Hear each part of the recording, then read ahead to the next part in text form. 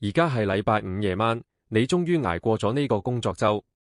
但係預期中嗰種放鬆嘅感覺並冇出現，反而係一種沉重嘅空虛感湧入你嘅胸口。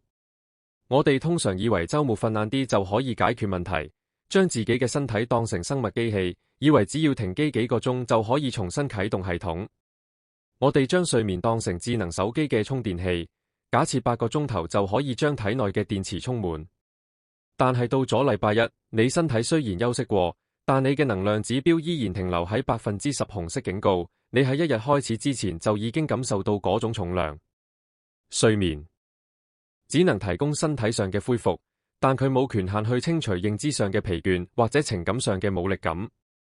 當休息都冇辦法令你復原，代表能量流失係發生喺靈魂嘅軟件入面。精神層面其實從來冇真正關機，就好似手機電池意外冇電，原因通常係一啲睇唔見嘅背景應用程式喺熄咗手機熒幕之後，依然不斷提取數據同令部機發熱。你嘅靈魂都係用緊同樣嘅邏輯運作，工作本身嘅電郵同報表，實際上消耗嘅能量遠比喺表面之下運行嘅情感過程更少。其中一個主要嘅能量流失係源於處理器過度運作去重演過去嘅錯誤。我哋嘥咗巨大嘅精力去審判一啲我哋已經冇辦法改變嘅舊失敗。內疚同羞恥係永久運行嘅背景任務，要求我哋持續投入情感去維持。為咗隱藏我哋嘅缺陷，最浪費精力嘅係內心嗰把無情嘅聲，佢不斷細語話俾你聽你做得唔夠好，不停咁揾證據嚟恐嚇你。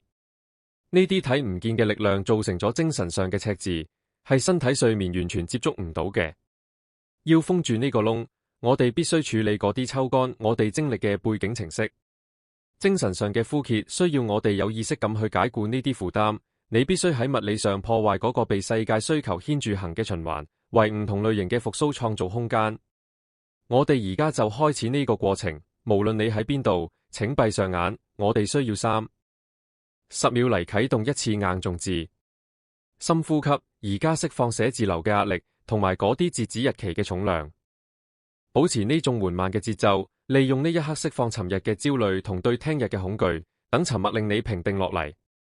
呢種身體上嘅靜止係必要嘅準備，佢清除咗精神噪音，令你可以將大腦連接到一個唔係靠你自己努力嘅外部電源。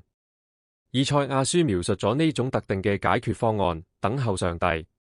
呢種等候係一種主動對齊嘅狀態，你將自己定位去接受力量，就好似太陽能板必須面向太陽先可以開始吸收能量。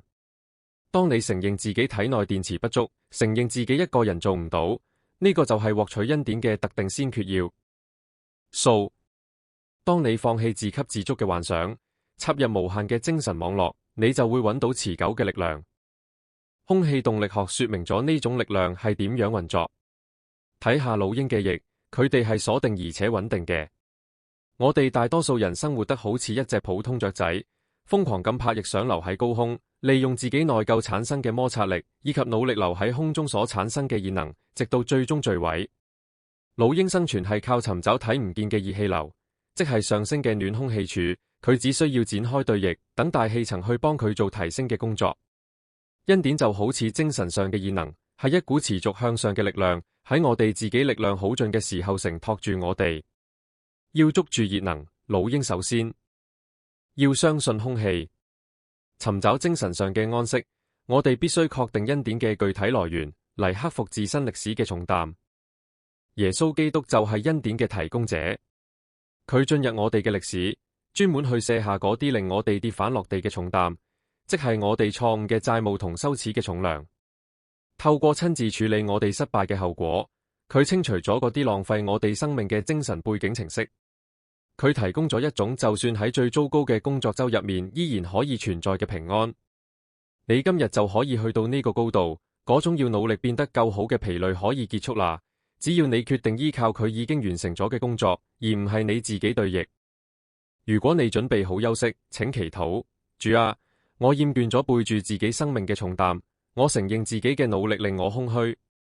我相信你喺十字架上所做嘅一切，請原諒我嘅錯誤，消除我嘅羞恥。我邀請你做我嘅主，做我力量嘅源頭，教我仰望你，幫我停止奮鬥，學會喺你提供嘅恩典入面翱翔。當你作出呢個決定，你靈魂嘅電池就揾到咗真正嘅連結。如果你今日祈禱咗，請留言話我正喺度翱翔，並分享俾有需要嘅人。奉主耶穌嘅名祝福你，下次見。